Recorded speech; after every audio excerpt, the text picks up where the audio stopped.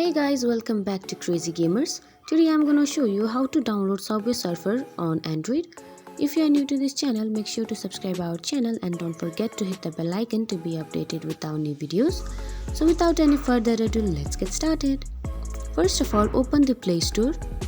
Next, you will see search option there. You have to click on that and type Subway Surfer. Here you will see Subway Surfer games, you have to click on that. And there you will see install option, you have to click on that. Depending on your internet speed, it might take few seconds to few minutes for a game to download. Subway Surfer is one of the online game which you can play with your friends. Now, there you can see play option, which means your game is already downloaded. So this is how you download Subway Surfer on Android. I hope you find this video helpful. If so, don't forget to give us a big thumbs up and we'll see you in next video. Till then, have a good day. Bye bye.